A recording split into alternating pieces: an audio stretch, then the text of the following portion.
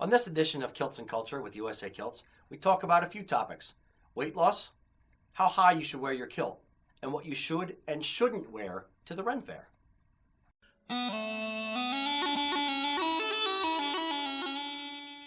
Hey boys and girls, Hey guys. it's Rocky and Eric from USA Kilts, here to answer your questions about whatever you want to talk about. So, Lucas, give us a shout when we have a few people in the room here as well. But we can start off now if we want to. Yeah, I just wanted to say a quick happy Tartan Day to everybody. Absolutely. If you're in New York, then I'm envious. I wish I was there. Here the weather is cleared up nicely, so hopefully you're having a nice sunny day and not too cold for getting out there and having a good time. So Except for snow Right tomorrow. yeah, well, we'll see. I'm giving a speech. It's a fine Highland spring. Yeah, I'm giving a speech tomorrow at the St. Andrew's Society. Yeah, St. Andrew's Society of Philadelphia. There's a statue down in Philadelphia, and I'm giving a speech tomorrow, and it's supposed to snow during the speech, which is awesome for April 7th, because that's apparently what we do now. Pretty much. Yes. Pretty much. That's Cool. all right. So Okay. as people are filtering in, just start asking questions. Post it on the comment section. That way, I think maybe. And Lucas will raise his hand and let us know when we have questions coming in. But until then, we're going to start answering some of the pre-done or pre-submitted questions that people had submitted over the last week or so in anticipation of the live event. And thanks to everybody who did submit the questions already. Really appreciate it. So Absolutely. shout out to you, Chris. I know you're watching. And this first one is from Chris. How and why did USA Kilts start? In my mid-20s, I was going through my mid-20s crisis, and I just kind of decided that, am I a man of my word? Do I really care what other people think of me? That kind of thing. And I was processing all this information one night, and it just kind of dawned on me that, I really want to wear a kilt, and I never had the guts to wear a kilt. And it kind of clicked, and everything was kind of summed up in that one moment of, if I really don't care, I'm going to go out and get a kilt, consequences be damned, and go out and wear it. Right. So started wearing kilts, and then realized I could probably make this, and my now wife and I, Kelly, started the company back in 2003, started making lower end kilts, and then getting better and better throughout the years, started making some wool kilts and some more traditional kilts, and got better and better at that. And 15 years later, and here we are. Yeah. I think everybody's had one of those stories where basically you had to take the plunge, basically, and decide you were going to make up your mind you're going to wear a kilt. So Yep. you just took it like 10 degrees higher than anybody else by starting a freaking Slightly. business. Yeah, just a little bit obsessive there, a little bit. I tend to, Yeah. go do to anything by extremes. halves. Yeah, exactly. That's fine. Chris was also asking, how long does it typically take to make one of our kilts? It completely depends on the model. If you're looking at our casual kilt with the Velcro closure, those are an hour to an hour and a half, give or take, all the way up to our premier 8-yard wool kilts, which are sewn inside out. There's a lot more labor involved. Those are about 15 to 20 hours, that kind of time frame, like a full 2 days. So it really boils down to which model you're talking about. But the overall, they're all made in our shop, and it's just the amount of labor and time each individual step takes is what factors into the length of time it takes to make the kilt. Yeah. Now, did the time come down or go at all when you started hiring on like Mac and the other guys? Is it faster now than it was when you started the business? No, it's roughly the same. It depends on the individual maker, how fast they can go on any individual step, and some people are faster at some parts but slower than at other parts of making the kilt. So it really boils down to the individual. We do have a point system in place to try to keep everyone moving as fast as possible. Right. We have a training process, but it really boils down to how good each individual person is with how fast they get something done. Right. Oh, they're all good, but they all have I'd say they all have their own styles and how they do things. I know you all each have your own tricks. I guess there isn't like one set way to do certain parts, is what I've gathered from. Correct. Yeah. There's not just one way to do different parts of the kilt. That being said, ultimately it's the finished product that matters. Right. I don't care whether you sew this part a particular way or if you hold your fabric slightly differently than Mac does or something like that. Right. It's more as long as the finished product is perfect and the measurements are spot on, then I don't care how we get there as long as we get there. How many are we up to a year? Do you off the top of your head, do you have any idea? I honestly would have no idea. Okay. I'd need a calculator and some averages. A lot. Yeah. More than 6. More. Okay. We're probably, if we're going to work out, mathematically, let's figure across all of the different ranges of kilts that we have, let's figure we can get 5 casuals, 3 semi-trads, 2 5-yarders, and an 8-yarder or 2 8-yarders done a day. Mm-hmm. So I can't do math in my head right now. 5, 8 plus 8 is 16-ish. So 16 times 5 days a week times 365 or times 52 weeks a year. Mm-hmm. So Lots. something like that. There's math. Lots of maths. We got a question from somebody online, right? Yes. David asks, how hard is it to alter the size of a kilt when you lose weight? That was one of the questions that somebody had asked previously too. So yeah, this is a big one for a lot of people. No pun intended. That's horrible. Sorry. It depends on how much weight you've lost. Yeah. If you lose, and think of it as in terms of ratio. If you are a 55-inch waist and you lose 8 inches versus if you are a 38-inch waist and lose 8 inches, it's much easier to alter a bigger kilt than it is to alter a smaller kilt because it's a lower percentage of the actual waistline. It also it depends on how many inches it has to move. The problem with losing weight in a kilt is the front apron of a traditional kilt goes from hip to hip. It's basically 50% of your waistline. So if you have a 40-inch waist, your front apron will be about 20 inches wide. If you lose 5 inches off of that kilt that was 40-inch waist, instead the back pleats, instead of taking up 20 inches, are going to take up 15 inches. So that means that the front apron is going to go, instead of from hip to hip, it's going to go from right butt cheek all the way over to left butt cheek, and there's going to be less pleats showing in the back. You can do a major reconstruction of the kilt where you actually take everything apart and basically put it back together. But at that point, the cost of labor to undo and then redo all the stuff, you're almost better off just basically going to eBay or something like that and putting the kilt up for sale there and then buying a newer kilt for your new, thinner self. Yeah, I would say, and if you're thinking about if you're a first-time kilt purchaser or if this is your next kilt, but you're on a weight loss program, and I know a lot of guys want to try and lose some weight like before a wedding or some other kind of a big occasion like that, figure out, especially if you're working with a personal trainer or something, figure out what your target weight's going to be, and then wait till you're closer to meeting your goal before you send the measurements in to us. And we will backstop you on measurements over the phone if you want us to, try and, compare brains with it. Compare brains? Sure. Think about it with you. But yeah, it's much better to do that because you're going to get a lot longer use out of your investment that way than, getting it now and then having to deal with it again later. Now, that being said, a kilt is built for some waist, up or down kind of motion. Yeah. It's not like a pair of pants where there's a button and that's it. And if you lose, 10 pounds or gain 10 pounds, next pair of pants. The straps on a kilt actually have 5 holes which span about 3 inches.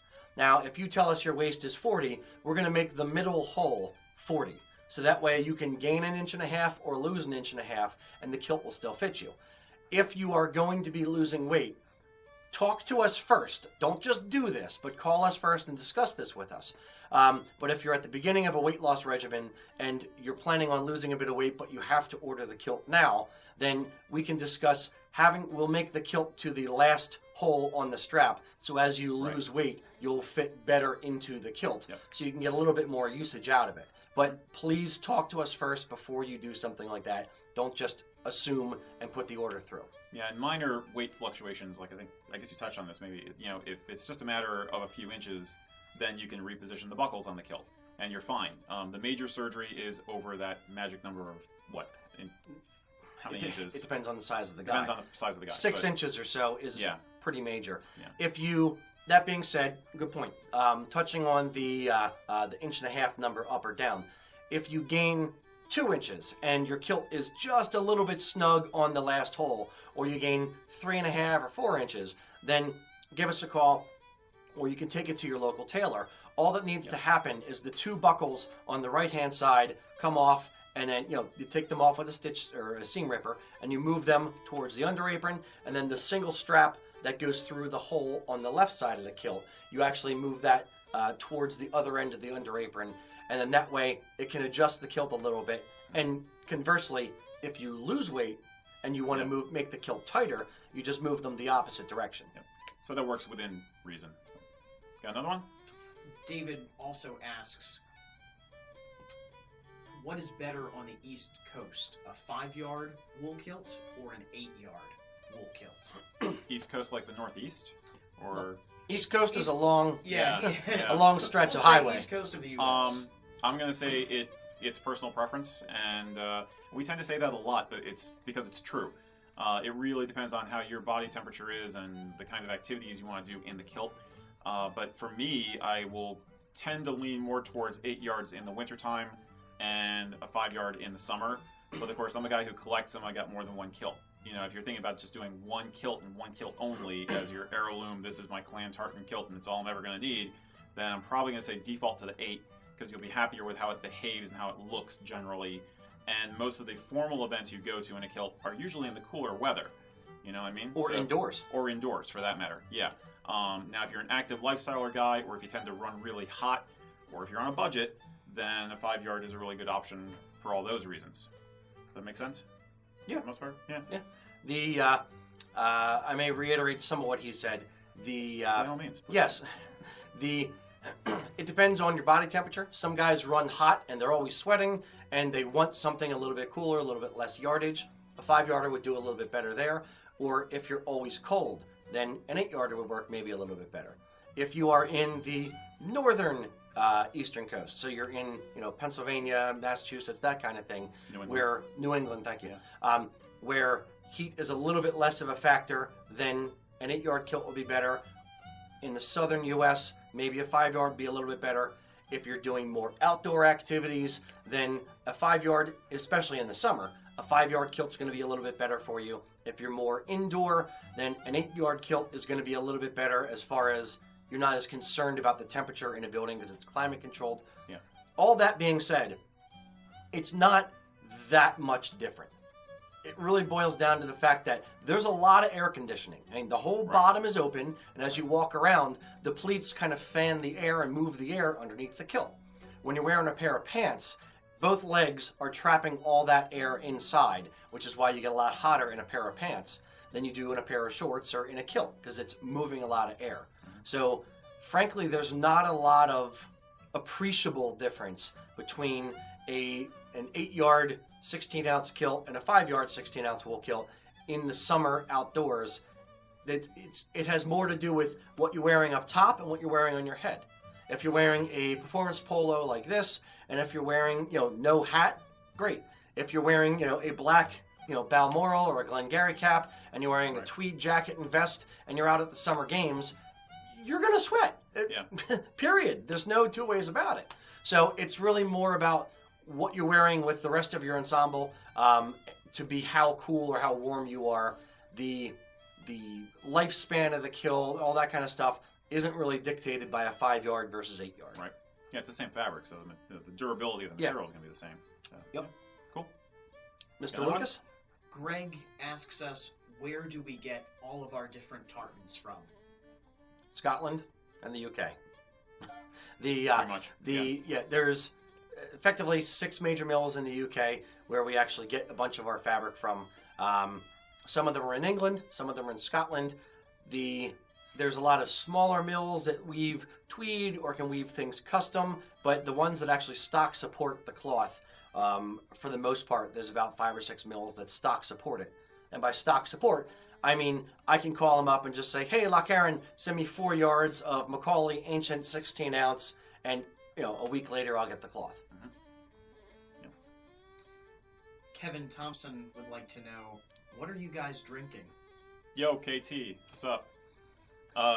Don't worry about it. You don't want to know. Coffee. Next time you're out here, we'll show you. Yeah, coffee and Treat water. you some. Yep. The drinking scotch at work as stressed as I can be on He occasion. never mentioned Scotch. Would be understood, but I know that's what he's thinking. I know Kevin. The drinking Scotch at work would be dangerous. So even though I only live 2 miles from work, I don't want to be drinking at work. So nope, water and coffee. Fair enough. Keeps you hydrated and keeps you caffeinated. Mark McDowell says hello and says he'll see you both tomorrow. And he asks you both, what's your preference for Scotch besides someone else paying for it? Lagavulin. Yep. Yeah. So Mark, if you're asking because you want to get me a bottle of Scotch for the speech I'm about to give for you tomorrow, absolutely. Go out and buy a bottle of Lagavulin. I'll be there around 1 o'clock and just deliver it to the bar and we'll be good to go. We're looking forward to it. Yes. Question from Chris. He says he has a hard time keeping his kilt up. He has a 44-inch kilt waist. He does wear a belt. Any suggestions on how to help him with that? Yes. The would you like to go first? Go ahead. Absolutely. Couple things. Number one, if you think of, make sure you're wearing your kilt high enough. If you think of yourself, generally a kind of an egg shape. If you wear your kilt on the lower part of the egg, it's going to drop. If you wear your kilt around or just above the wider part of the egg, the kilt won't fall as easily. If you are wearing a belt and you are still wearing it above the wider part of the egg, as it were, and it's still falling down, then you could, depending on what you're wearing with it, wear a pair of suspenders. Alternatively, I've seen this in pants and on one kilt a long time ago, where there's like a rubberized material that you can sew on the waistband of pants. That grippy stuff, yeah. Yeah, effectively for grip. And in pants, it'll help keep your shirt tucked into your pants. For a kilt, it would help hold the kilt to the shirt and not slip down as easily. So, yeah, those are two ideas for you. Just make sure you are wearing it around or above the widest part of you, and generally that's the biggest issue most guys have, is that they're actually wearing their kilt too low. Yep. I would say that, it's basically, if it's a kilt you've had for a while and perhaps you've gained some weight, then you might want to consider doing a new kilt and maybe changing the measurement slightly so your rise is a little higher, but you're still coming down to the proper spot on your kneecap. That's one way. Other than that, basically everything you said. It is a challenge for some larger gentlemen, but those are the common ways of cheating it, so it works. That being said, one more thing kind of as a tangent. If you are a larger gent, and I'm assuming you are just based on the question, when you're wearing your kilt, it's actually, a kilt is a very flattering garment for a larger guy. When you wear it up above the wider part or widest part of you, it's hanging flat down from your front apron. Mm-hmm. If you wear your kilt below your belly kind of does the old Dunlap disease, where it Dunlapped over the front of your kilt. It ends up going down in the front and pushing down, and it actually goes up in the back. So when you're wearing a kilt, for a bigger guy, wear it up around the widest part of you. And when you're wearing your sporran, another trick is, so it doesn't underline your belly, take the sporran chain or your sporran strap and hook it up over the top buckle on the sides of your kilt, and then that way it'll hang down from the sides that way versus from the back and kind of come around and underline your belly. It'll be a much nicer finished look to the front of the kilt for you. Mr. Lucas. Peter asks us, if you can't find the family tartan, his family being from Ireland, if you can't find that, should you just go with the county color of that tartan, meaning the Irish county tartan? Yes. Yeah, sure. There's really, especially for the Irish stuff, there's no wrong answer along those lines, and I feel your pain. It's kind of a challenge because I guess there was one mill that tried to attempt to do some quote-unquote Irish family tartans, but they kind of just made them up out of thin air. There was no... You remember what I'm talking about? The problem with... Yes. There are a couple, there are a few, but... Yeah, there are a few Irish named tartans. The Strathmore is, I believe what you're thinking about, does it in 11 ounce. Yes. There's several that they do in 11 ounce. The problem is for guys, 11 ounce is a little bit light for a proper kilt.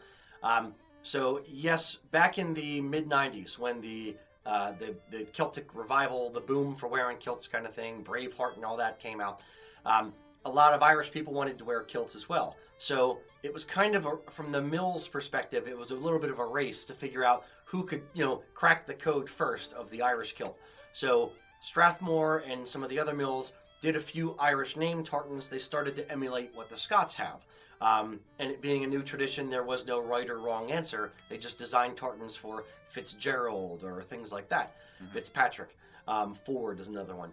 The House of Edgar was the first mill to say, right, we're going to make tartans based on the 32 counties. That way we don't have to have an entire collection of another 1,000 names. Right. We're just going to do tartans that are based on the counties. And then they also did the Irish National Tartan. So for the Irish, it is a newer tradition. In that respect, it's most common for the Irish to either do a universal tartan like Ireland's National, Irish American, stuff like that, or go with one of the county tartans. You can always do solid saffron or solid blue also. Yep. And Or solid green. take a look at your genealogy. It might be that there's actually a Scottish root to the family as well. A lot of Scots moved to Ireland, especially during the clearances. So you may have a Scottish connection to a tartan you didn't know about. And sometimes we'll just tell people, you know what? You go with your favorite color scheme. If it's a tartan you've fallen in love with, doesn't necessarily matter where it came from as long as you're respectful wearing it. So if it turns out you really love the McDonald tartan, you could probably wear it. Just, if you meet a McDonald, let them know, hey, I'm not part of your group, but I really respect you guys, and you got a gorgeous tartan. So, don't limit yourself too much. Don't lose any sleep over it. The county tartans are gorgeous, though. I think most of the Irish county tartans were definitely a slam dunk when they made those. Those are a really good option. And the other thing I'll bring up as well, Eric touched on the name, and it may have its roots back in Scotland. Using myself as an example, my grandmother's name was McCowan. It's actually an Irish name, McKeown. That's a derivation of McEwen, which is also Mac Ewan over in Scotland. Right. So one of the tartans that I wear is the McEwen tartan, but it's the closest Scottish connection that I have in my family tree. Yep, there you go. Next. Yeah. David asks us if we have kilt carrying cases for travel. Yes. Yeah. They're not a hard side case, but we do have the Piper Outfitter bags, which are basically like a super sturdy, kind of a glorified garment bag with specialized pockets. So it's wide enough to carry a kilt on a kilt hanger inside, and then it's got pockets to stuff on the outside for various gear. We typically sell them also with a kilt roll, which is what most guys want to do for transporting a kilt. Did I cover that? Yeah. Yeah. And by a kilt roll, it's basically a long tube. If you play billiards or pool, and you have a pool stick, it's a long, skinny, cylindrical tube similar to a pool cue tube, or a pool cue carrying case. That's a good metaphor. Yes. Thank you. It basically comes with a square mat. You fold up your kilt into thirds like you'd be wearing it, and then you lay it down on the mat, and you roll the kilt up inside the mat and slide it inside the tube, zipper it closed, and it keeps the kilt nice and wrinkle-free for travel. Yeah. So the roll by itself is great for just like a quick day out, like you're not changing until you get to the site. The outfitter bag plus the kilt roll is better for a longer trip. Yep. Yeah. Matt says that he loves tartan kilts with box pleats and asks, why is it so hard to find a tartan kilt with box pleats? Because box pleats are a pain in the butt to do. The ironing box pleats is much more difficult than ironing traditional knife pleats. What I will term military box pleats are even more difficult than the regular 2-inch wide box pleats. It's basically you're folding a box pleat, for those that don't know, are when you're folding the pleat in on both sides. So each side of the pleat is folded back on itself. When you're dealing with a box pleated kilt or a military box pleated kilt, you're folding the fabric in weird ways multiple times, and the fabric kind of gets bunched up on itself, and it's much more difficult to do, and frankly, it's much more difficult for maintenance. So you may think having a military box pleated kilt is a great idea and you want one, and then you end up getting one, and a year later when you get it dry cleaned, they've made a complete mess of it. Or if you try to iron it yourself, you realize, oh, this is a big pain in the butt. It does take a lot more time. They are much less popular, is what we found. So we generally, the military box pleats, we do not do. The standard box pleated kilt, like a 4-yard box pleated kilt, we can do we don't like doing them, basically because it just takes too long to do. And we do charge more for them than our 5-yarder because it takes a good amount of time longer than a traditional 5-yard kilt or one of our 5-yard wool kilts. Next. Kevin Thompson asks us, to both of you, what is your favorite tartan based on design and colors? Oh, wow. We're only allowed one? Kevin. Yeah, we have that's 40 a hard kilts. one. I have 40 kilts myself. Yeah, that's really hard. One of my favorite ones is probably actually the one that I'm wearing. I'll put it this way. For a red tartan, the Celtic Nations is probably one of my favorite ones. I designed it, so I have a certain affinity towards it. But B, in my opinion, it's a good balance of different colors without one being too overwhelming or too underwhelming or too subtle. So this is one of my favorite ones. I tend to go pretty dark, so I like Cameron Eric Muted, and I actually own that one thanks to a hand-me-down from him. And I also very much like Stuart Gray. And for casual wear, we have a tartan called Owen of Glendour, which we have in polyviscose here, and I have a semi-trad in that, and that is basically, I like to say, is the most BA tartan I've got. It's basically black and gray with a red pinstripe, and that's what I wear to concerts and stuff because it's all that, you know. So it's pretty metal. It's totally metal. So those are my three. Those are my three favorites off the top of my head, I guess. Yeah. Cool. Two folks are asking us what it takes to have a tartan designed and then woven. So a custom woven tartan from start to finish. You want to talk about the designer? Sure. Yeah. Now that you've let the cat out of the bag. Seems like a good time to me. Yeah. We're actually developing a tartan design program for our website. Yep. It's not quite live yet. It's not quite ready. However, it will be live in the next month or two. It's a tool that we're going to allow customers to use for free. They can do whatever they want with it. Yep. They can actually design the tartan directly on our website. To get the tartan registered, it's a pretty simple process. You contact the Scottish Tartans Authority, the Scottish Tartan Registry. Right.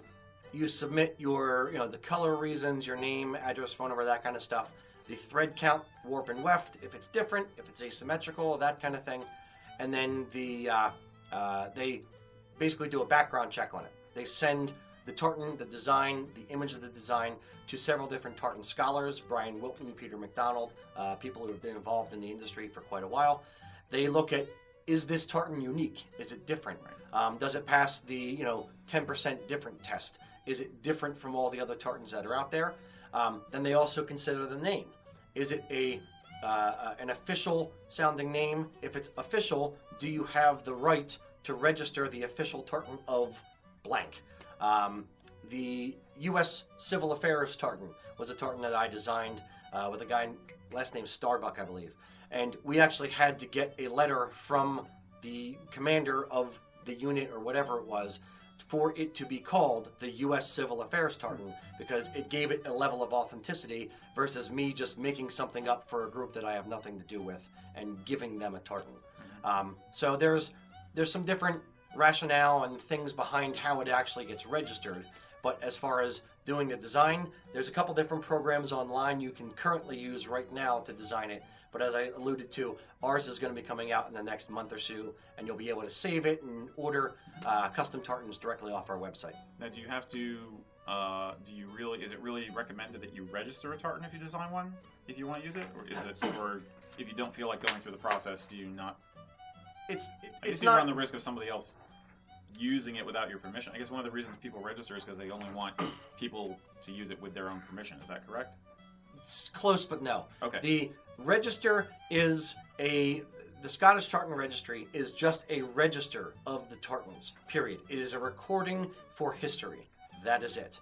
You pay for the right to have it registered, but they are just writing it down for history's sake. Okay.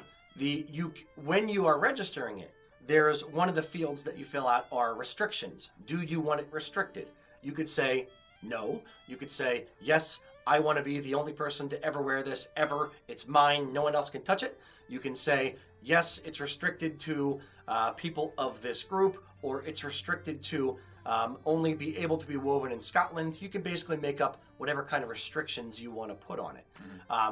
It is not recommended or not recommended to have it registered or not. It's really a personal preference. You don't need a tartan to be registered in order to have it woven. It's just a matter of how far do you want to take it. Do you want it to be officially in the register, or do you just want to make up a cool design and wear it? Using the example of the Broad Street Bully tartan that we designed to match the Flyers colors. The kilt makers and I designed a tartan. We opened it up to the customers. A few of our customers ordered it with us. We never registered it. We had it woven and we wear it, but we never registered it because we don't really care if anyone wears it or doesn't wear it or copies it or doesn't. We just wanted something for ourselves to wear with our kilts. Okay. Now, to the second part of his question, how much does it cost to do a custom woven kilt if you want to actually get a kilt made up? The custom woven kilt, it depends on how many you're ordering. If you're ordering one kilt and you just want just enough fabric for one kilt, it's the economy of scale. The mill, the majority of the time and cost in weaving a tartan, or a good chunk of it, is actually the setup of the loom. Somebody has to sit there and physically tie off each end of each thread to the last one to be able to get it through the machine. So the cost to weave 10 yards single width and the cost to weave 60 yards double width is not that much different. There's a little bit of material cost and yarn and things like that involved, but the setup time is virtually identical.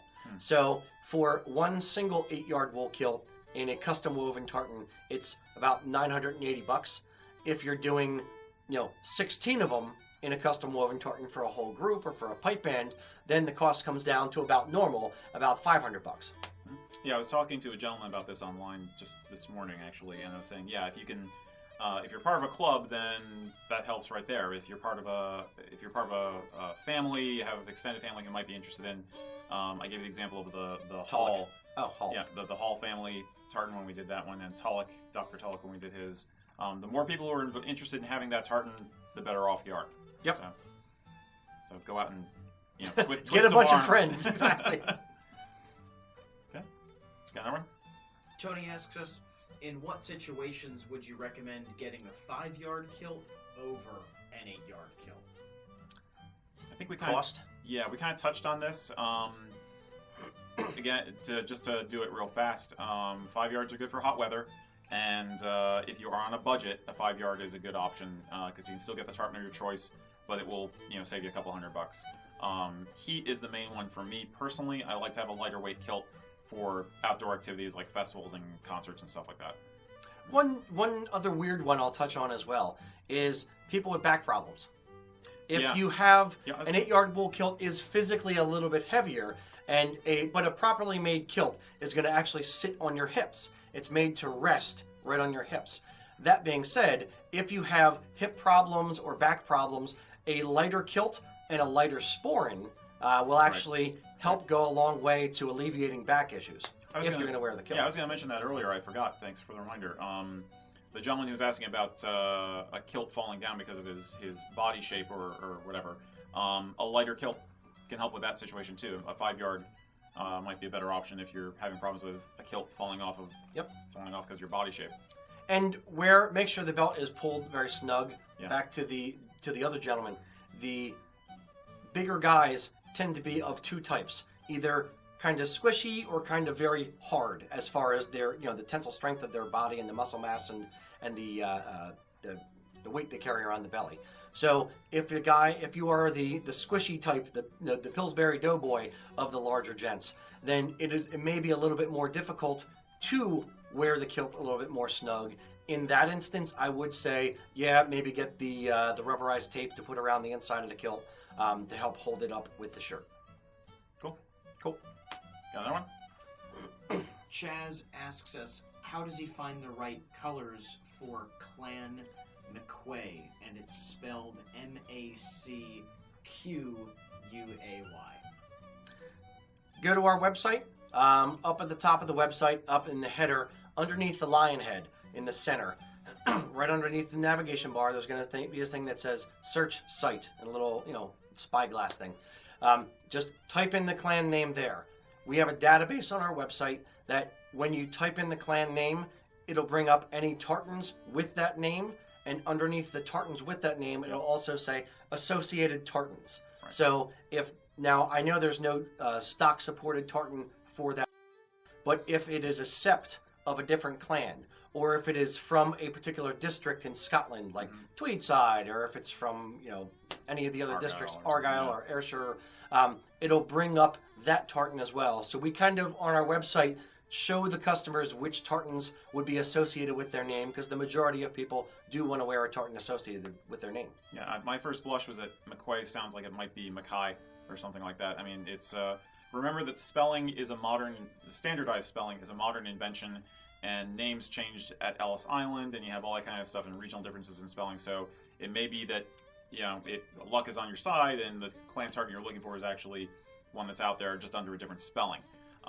But it should be noted that not every family has a tartan, in which case going with a district or going with a universal is probably going to be your best bet. Okay. Next one is for you, Eric. Edward would like to know about the tam that you're wearing. This is basically the British Army version of a tam or a bonnet. It's called a Balmoral, after a Balmoral castle.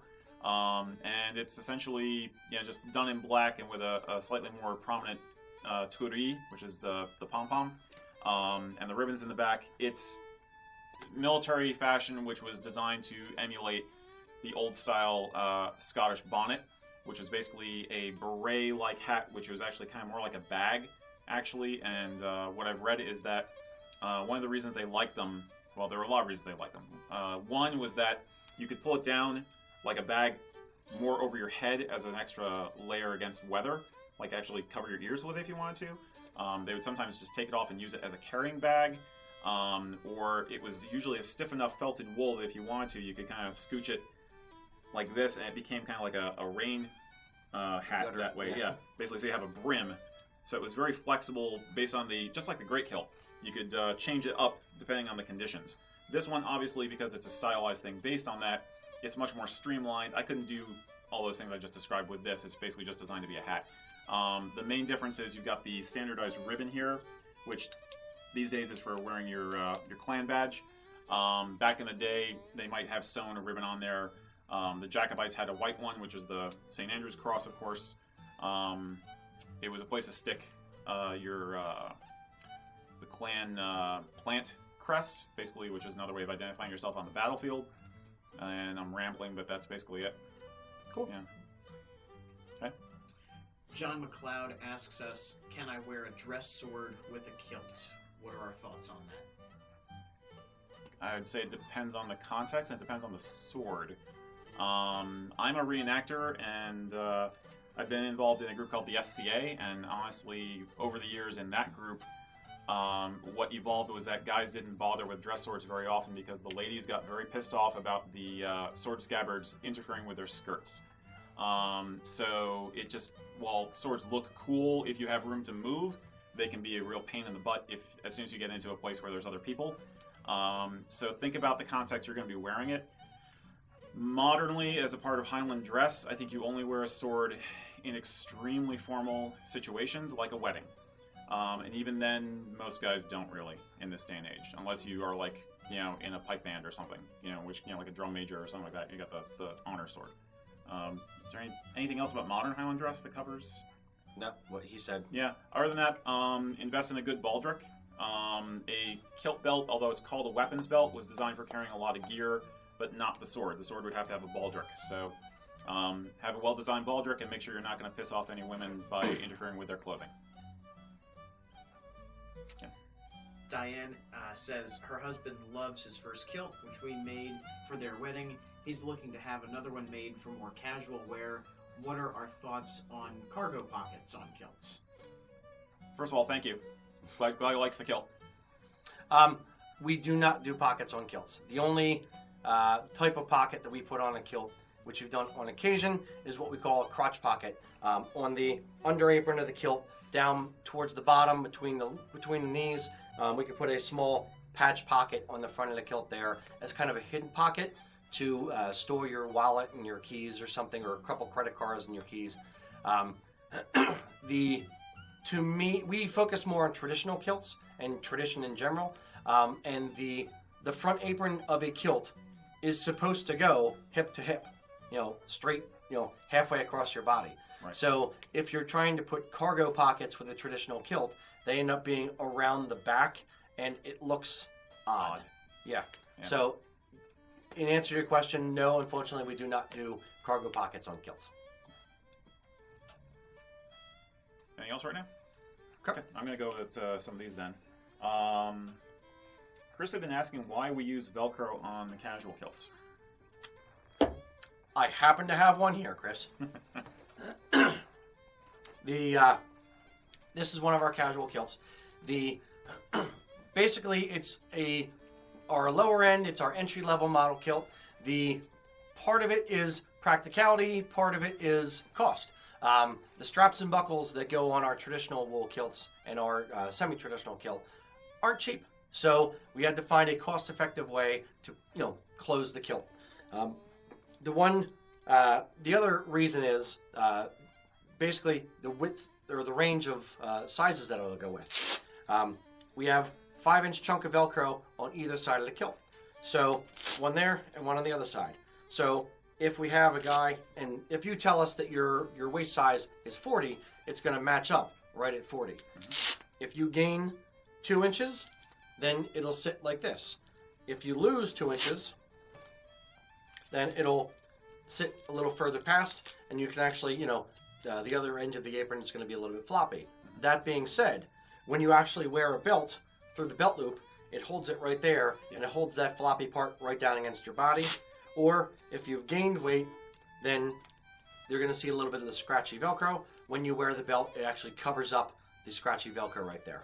While I'm right here, one of the cool things that we actually do on our casual kilts as well is some guys want to wear regular jeans belts, 1.5 inch, 1.25 inch jeans belts with their kilts. Other guys want to wear 2.25, 2.5 inch kilt belts. So we actually have 2 belt loops on our casual kilts. One that we can wear a traditional jeans or a kilt belt with for a wider belt, and then one right underneath it. I'll move this a little bit closer to the camera. One underneath it where you can actually put your regular jeans belt and wear that with the kilt and not have it kind of be pulling up weirdly on the kilt. So yeah, there's a lot of, for a very simple design, there is a lot of thought and engineering that's going into our casual kilt. Yeah. I'll say also the Velcro, we sell casual kilts to a lot of athletic guys, and the Velcro is a huge advantage if you're a runner or if you're a backpacker. It's just much more athletics friendly than having leather and a metal buckle there. Weight is pain if you're a backpacker, and you also don't want to have anything rubbing underneath the belt of your pack if you're backpacking. And again, for running, it's easy breezy, and just super comfortable for athletics like that. So that's the other reason. And one other fact I'll bring up as well is we occasionally get the question, I don't want to have Velcro on my kilt. I'm afraid it's going to just get ripped off, or my friends are going to try to rip it off me. And it's not going to happen. A, because you're generally wearing a belt. B, because the Velcro we're using is industrial strength Velcro. We actually buy it from a company that supplies it for EMS and stuff like that. It is a very, very sturdy Velcro. It's not cheap stuff that's going to lose its grippiness over time. It is a very high quality Velcro. So even though it costs less than the straps and buckles, we still are investing in quality in everything that we do. Yep. Well said. Thank you. You got anything else yet? Thanks. Okay. I think this dovetails again with what we were talking about earlier about fit. Why is a traditional kilt worn so high up on the belly? I mean, and what is the difference between a hip measurement really and a true waist measurement? Sure. Most guys think that where you wear your pants is your waist. That's not true. If you're next time you're at a place where you can do this and you don't want to look weird, basically take your thumb and make a line from your belly button over to your side and jam your thumb into your side. You're going to feel the top of your hip bone, and that is your actual waist, is right at the top of your hip bone. When you're wearing a traditional kilt, the top strap on the side of the kilt is the center of that strap, where all the holes are and where the swing arm on the buckle is. Should be 2 inches down from the top of the kilt. That is what sits at the top of your hip bone. So that's effectively in line with your belly button. And the kilt would go up about 1.5 inches, 2 inches above that. That is, when I was talking to the gentleman about wearing it around the widest part of you, generally that is the widest part of your belly. It ends up usually being right about the level of your love handles, but it's also, when you're wearing a kilt and you're cinching it down and you're putting it on tight, you don't want it to fall down. So if you're wearing it on, think of a skeleton for a second, and the hips of a skeleton. If you're wearing it on the lower part of the hips, it's going to just fall down because there's muscle and there's fat there to help hold it up a little bit. But if you're rounded, then it doesn't have as much to hold it up. If you wear it around the top of that hip bone, again, thinking of the skeleton, right on the top of that bone, it can't go down. It's sitting on something solid, and it doesn't have any way to go down if it's cinched tighter than your actual hip measurement, or the top of your hip bone measurement, which is your actual natural waist. Is this how it evolved traditionally? I mean, that is where clothing was worn. Women are used to wearing things at the natural waist, above their belly button. Women's clothing has not sagged the way that men's have. Men tend to wear their pants more comfortable down a little bit lower, where women in the 40s and 50s would wear skirts that would hug right around the middle, cinch in the waist. And if you think of a Barbie doll, that's where it cinches in. That is how clothing kind of evolved differently for men to a degree. Okay. Now, women today, yes, can wear low-rise jeans, and I'll leave my opinions on those out for another video.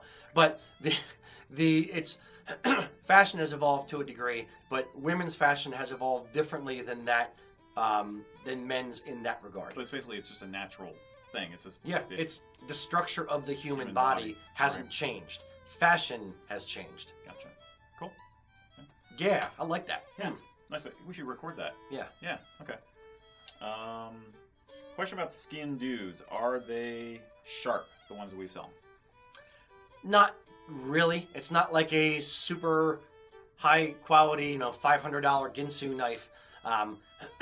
They range from, slightly better than letter opener to a reasonable blade. There's none that are horrible, and they can be sharpened. How good they're sharpened is another story. For the most part, Sgian Dubhs are kind of, in this day and age, more relegated to basically a dress. Yeah, dress, formal dress, and an accessory for the outfit, not a necessity. Not something that you need to defend yourself, but something that, looks cool sticking out of your shoe or out of your sock, or something that, adds a little bit of bling to the outfit or honors the clan if it's a clan crest Sgian Dubh. There are some more utilitarian Sgian Dubhs, like our officer Sgian Dubh has a bottle opener, blade, and a corkscrew. And that one is a little bit more quality blade, a little bit sharper. There we have a Damascus steel blade on the staghorn. Yep. But generally it's more just decorative than it is utilitarian. Okay. Another question? Diane is asking us about shoes. How do you determine which shoes and socks to wear? Hiking boots with kilt hose or athletic socks? And do you wear sneakers with a kilt? All the above. Yeah. Have sneakers? Yeah. Sorry. I'm not going to do that. Shouldn't do that. Yes, it's personal preference. It depends on the situation. Right. If I'm going hiking, I'd wear hiking boots with a kilt. And I'm not trying to sound, flip. Yeah, flippant. If you're going hiking, wear hiking boots with a kilt. Or if you're going to be on your feet all day at a festival and you're worried about standing on macadam in a parking lot or that kind of thing, or if you're tailgating, then sure, wear a pair of hiking boots. If you're going to be, just running around doing daily activity, then wear a pair of sneakers. It really depends on the outfit itself. Or if you're getting dressed up formally, neither, wear a pair of ghillie brogues. Right. It really depends on the rest of the outfit. Think of the kilt as no more than a really fancy pair of shorts or a pair of pants. What would you wear with a pair of pants or with a pair of shorts to whatever occasion you're happening to be going out for. Yeah, that's a good point. Yeah. We usually just say if you're going to do something like athletic shoes, make sure they're pretty toned down color-wise. Stick to blacks and browns if you can. And we always get asked, can you wear cowboy boots with a kilt? Yes, we've seen people do it. Not too many people do it well. You're making a statement. So I'm not sure what the statement is, but you're making a statement. It's all American. That's one thing for sure. Very good. You know one? And Kevin Thompson is Again? asking us... Again, Kevin? Yes. Man. Okay.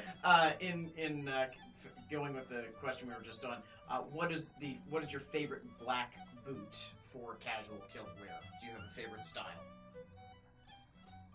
I'm default to any number of different kinds of combat boots. For daily wear, just for comfort, I use basically police patrol boots. They're basically very lightweight,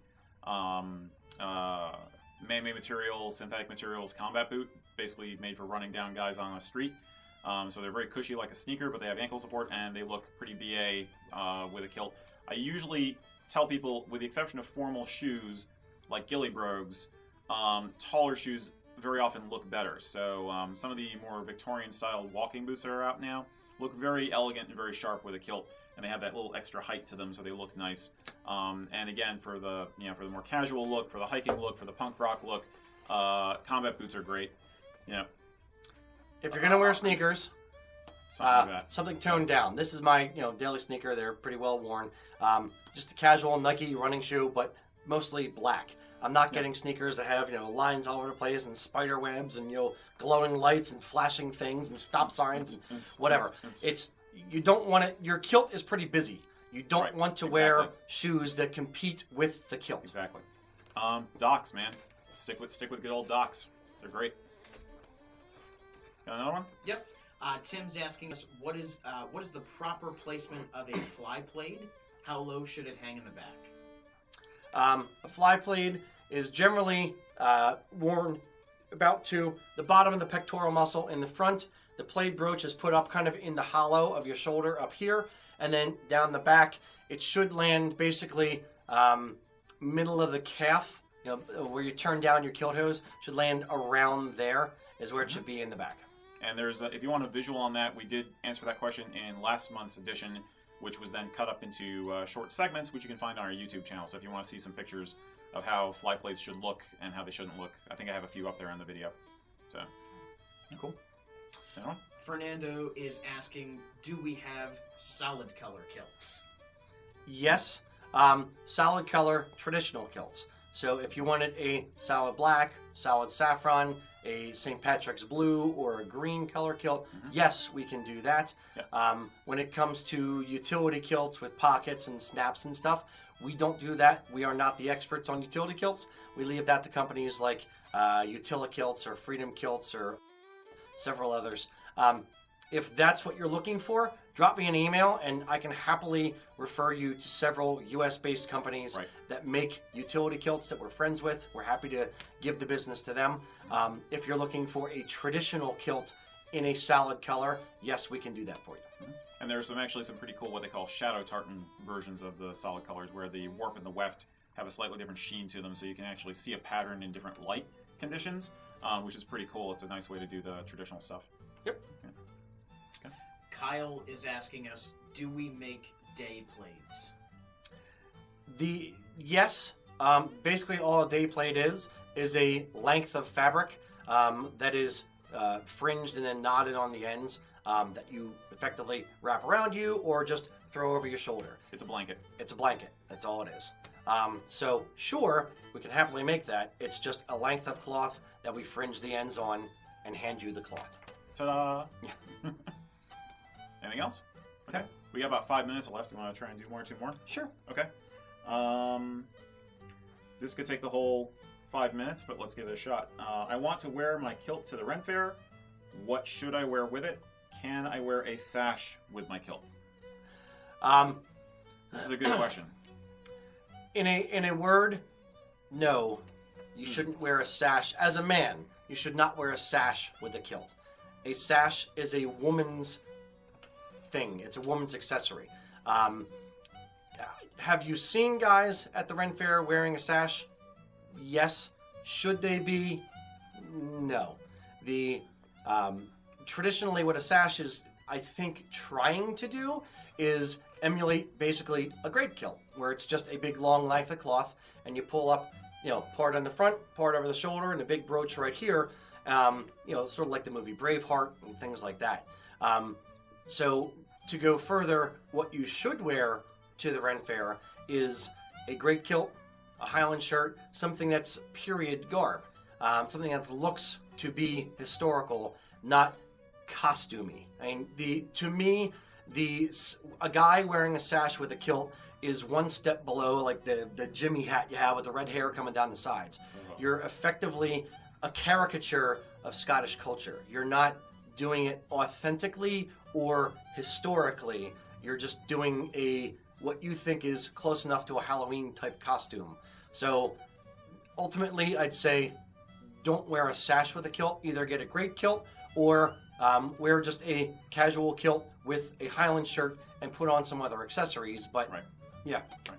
Yeah, I mean, Renaissance fairs these days are a mixture of some legit history and some fantasy. I mean, you're going to see guys in Star Trek uniforms there pretending they're on an away mission. I mean, it's crazy nuts fun, and it's cool. And if you really want to rock something like that because that's what's going to be fun for you, fine.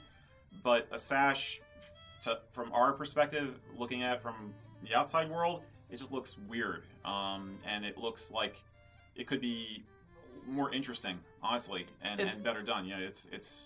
It looks like you tried and missed or didn't quite know what you were doing versus somebody who looks proper and looks like, wow, they really nailed that. Yep. We're not trying to be, go down on or, be down on guys who are wearing sashes with the kilts.